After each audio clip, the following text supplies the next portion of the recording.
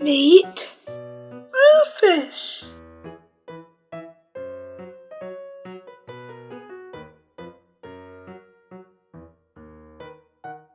Rufus is family. Became the day that I was 3. The card read, Little Joe from Big Joe. I'm Little Joe. Big Joe is Mom's sister in California.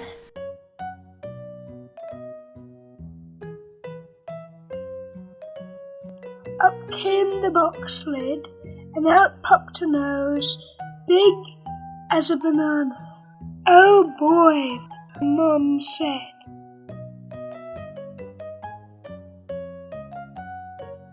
Mom pushed him aside. There were lots more gifts to open. Later she put him in my toy room with all my other new things. Rufus didn't like it. He was no toy. He was Rufus, but too bad. He wasn't family. I ignored him.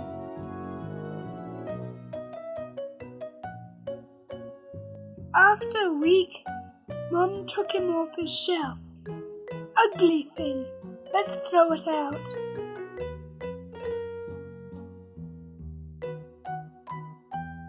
I grabbed him and held him to my chest.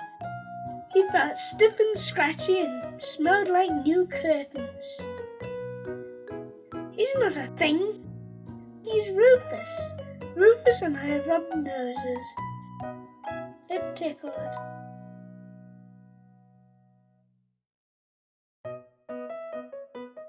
Mom laughed. You can barely reach around him, he's so big. I hugged him hard. You don't mind being squeezed, do you, Rufus? Rufus didn't answer. He and I went out together every single day. To the store, to the park, even to the library. When it snowed, he rode my sled and got soaked and I had to dry him by the stove. When it rained, we jumped and ran and splashed through the mud.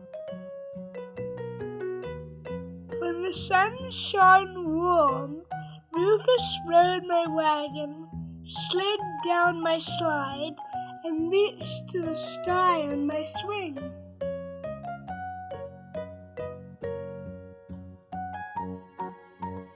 One morning, Dad nearly ran the mower over him, but just in time saw the white banana nose poking from the grass. That Rufus has 9 lives, Dad said. Just like a cat. Rufus is luckier than any old cat, I said. Nothing bad can ever touch him.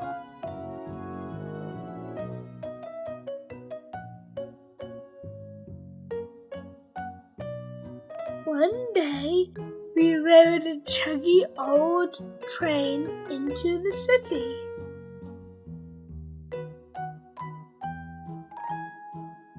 There we saw important buildings and peeked in huge shop windows. After that, we went to the zoo. When the lions saw Rufus, they leapt against their cage bars, roaring loudly. The monkeys grabbed at him with long, hairy arms.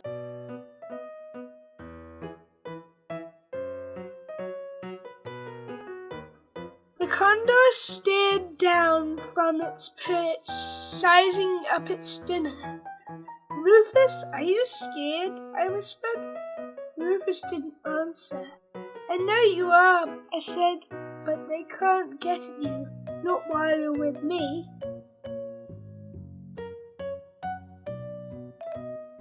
When we got home, Rufus didn't look at all well. His bright colours were gone and his nose hung down.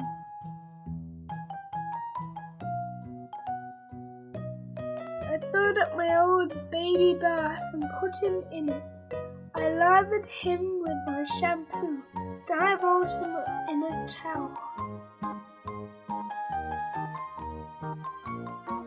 came by. "Oh, Joe, what are you doing?" Rufus looks all streaky now. He smells bad too.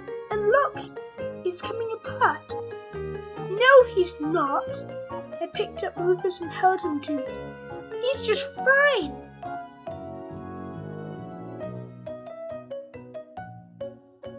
"Joe, his fur's worn through, half his stuffing's gone, and what's left is mouldy.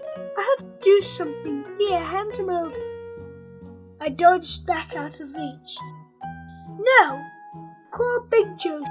She'll know how to fix him."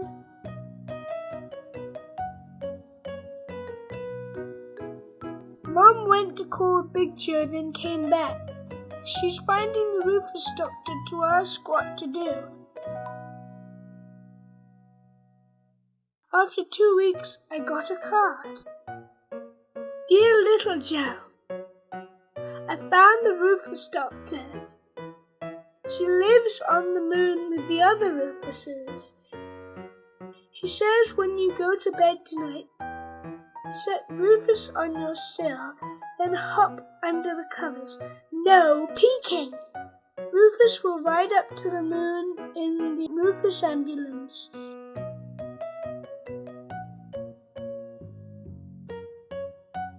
If she can fix him, he'll be down and good as new by morning. If not, she'll keep him up there with his brothers and sisters and send another Rufus in his place. Good luck. Love, Big Joe." "No!" I cried. "Rufus stays right here with me."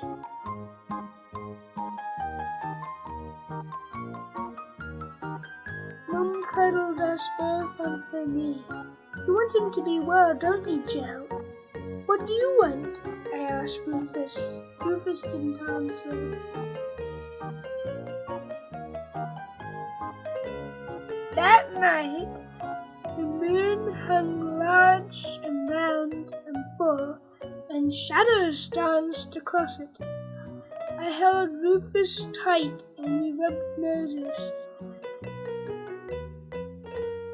"See that old moon out there? You're going to see the Rufus doctor.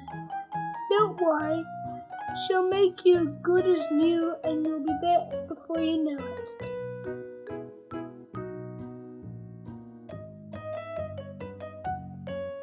I set Rufus on the sill, jumped into bed, and pulled up my covers just as Big Joe said.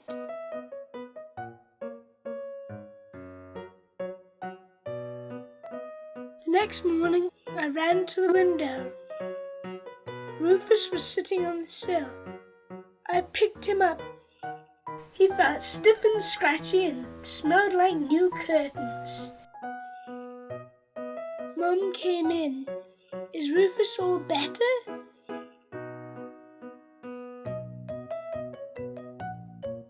I gazed into his eyes. "This is not my Rufus."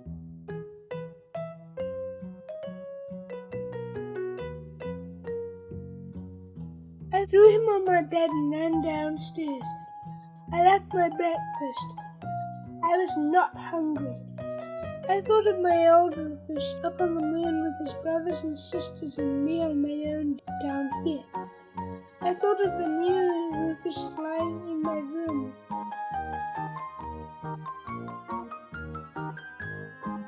Big Joe called. "How's Rufus?" "How would I know? He never came back." "Oh, so what now?" "I don't know. I want my old Rufus, but it looks as if he can't make it, Joe." I didn't answer.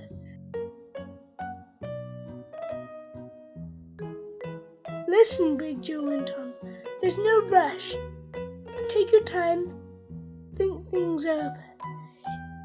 If you decide not to keep this new Rufus, just set him on the sill. He'll understand." That night, I picked the new Rufus off my bed and gazed into his eyes. "Shall I send you back?" "Then knew Rufus didn't answer.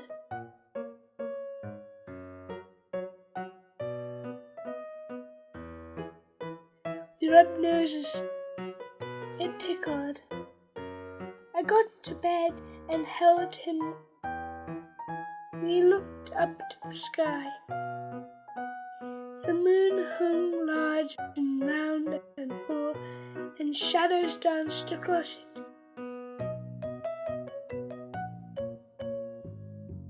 Is my old Rufus happy? Does he remember me? The new Rufus didn't answer. They never do.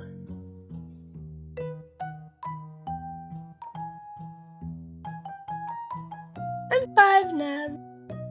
Rufus too is doing fine. We haven't been into the city on the train or to the zoo, but there's no rush. We have many things to do. In fact, we're going all around the world together someday, or to the moon.